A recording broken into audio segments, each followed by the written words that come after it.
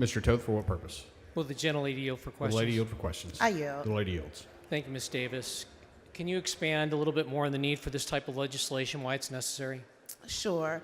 There are a lot of counties that are without the type of mental health professionals that we truly need to truly serve our constituents. This bill also does expand to allow school counselors to be eligible as well. We do know, especially after Uvalde. What type of counselors? Our school counselors. School counselors? Yes. And we know especially after Uvalde, we wanted to make sure that we have school counselors available. So this does expand to make sure that we do have them for our public schools. So the Texas Health Resources is a faith-based nonprofit health system. Have you heard of them by any chance? No, I have not.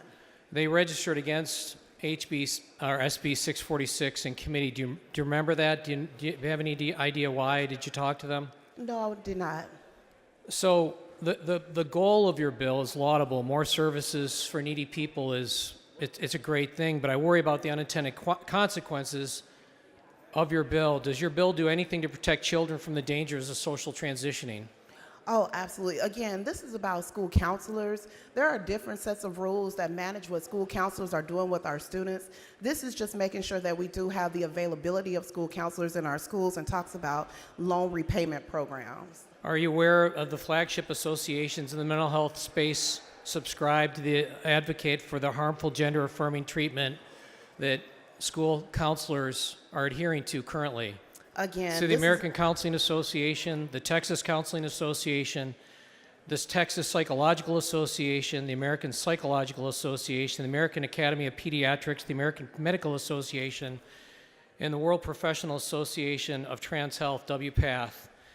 Ms. Davis, would it surprise you to learn that much of the continuing education these professionals are required to complete to maintain licensure to support these harmful social experimentation? Do you understand that what you're doing here is you're advancing the number of people that are advancing this?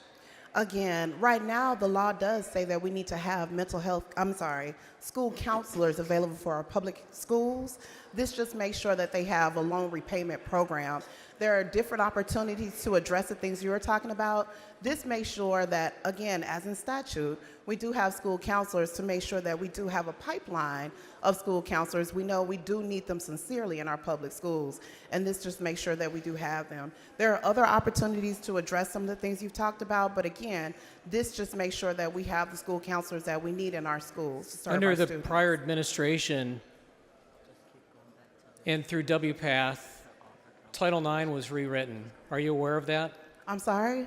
Under the prior administration, presidential administration, are you aware of the fact that the Biden administration tried to rewrite Title IX designations?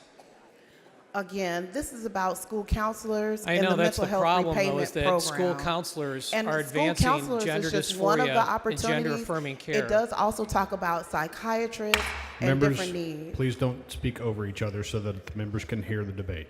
Sorry, Mr. Speaker. So, again, getting back to this, are you aware of the fact that 80% or more of children with gender confusion desist, if not affirmed or medically transitioned? And again, what I'm asking you is, why are we advancing more counselors in our schools that are members of these associations that are encouraging kids to seek gender-affirming care? Again, school counselors, their main objective is not about gender-affirming care. It's making sure that students have the tools they need to be successful in our public schools. So this makes sure that they have those counselors in place that can serve our schools. School counselors do a multitude of things for our students, including making sure they're taking the right courses to set themselves up for success. So again, this is making sure that, as in statute, we do have school counselors that are available to serve our students. Did you know that only 12% to 27% of children who experience gender dysphoria carried into adulthood?